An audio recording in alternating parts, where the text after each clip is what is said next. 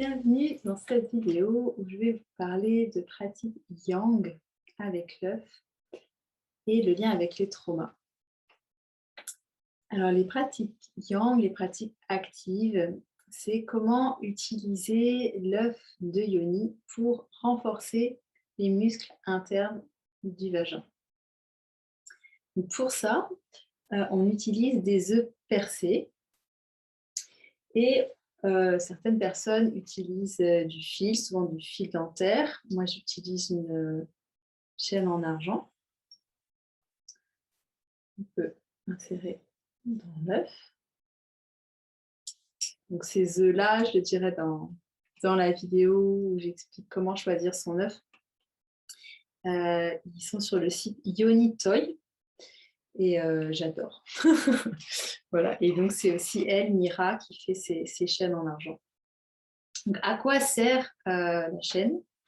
La chaîne, alors pour certaines personnes qui ont peur que l'œuf reste coincé à l'intérieur de leur yoni, de ne pas pouvoir l'expulser, ça peut rassurer d'avoir un fil.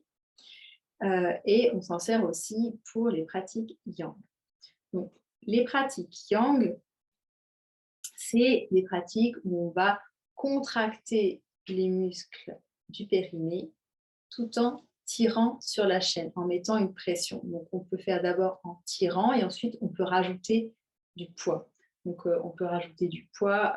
Mira, elle propose une autre petite chaînette que je n'ai pas à côté de moi là, et on peut rajouter un œuf, 2 œufs ou tout un tas de choses plus ou moins lourdes pour renforcer les muscles.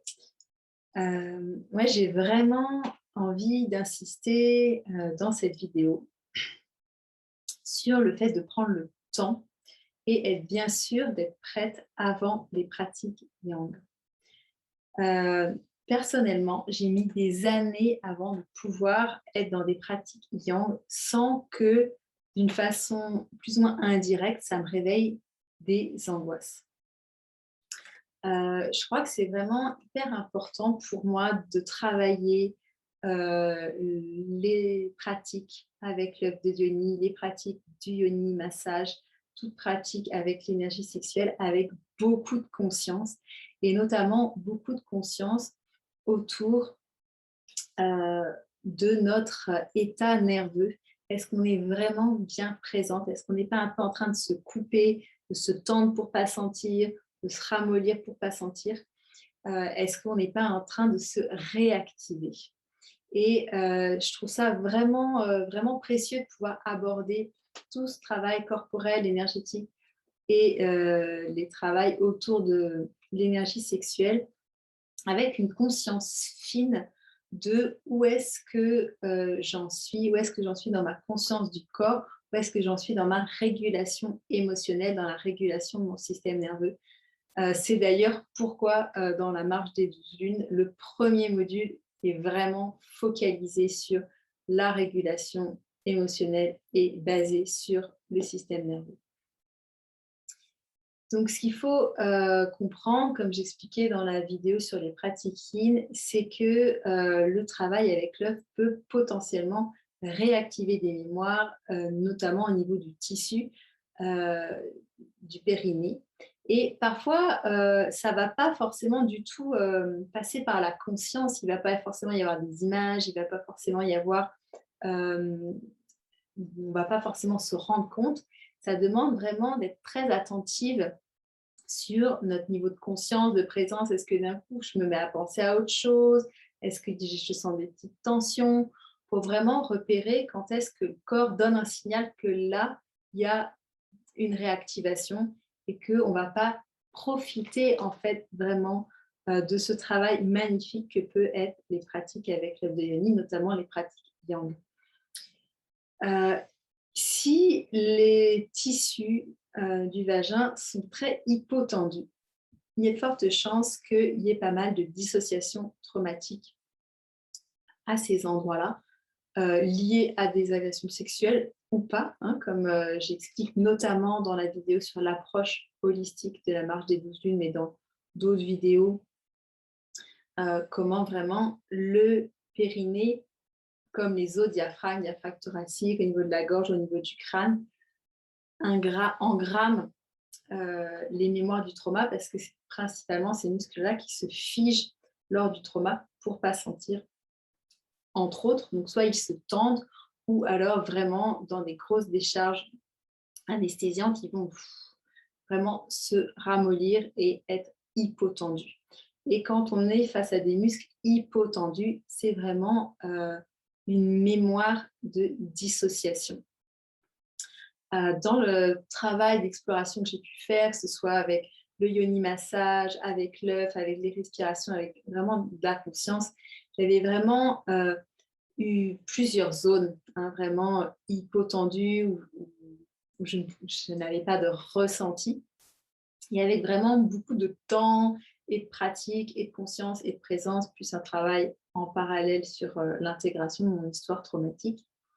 Vraiment des zones où je ne ressentais rien, insensible, hypotendu, à force de mettre de la présence, de la lumière, de la conscience, se sont révélées avec des extrêmes douleurs. Et après, ça a pu se dissoudre et c'est devenu des zones vraiment sensibles, vivantes, éveillées au plaisir.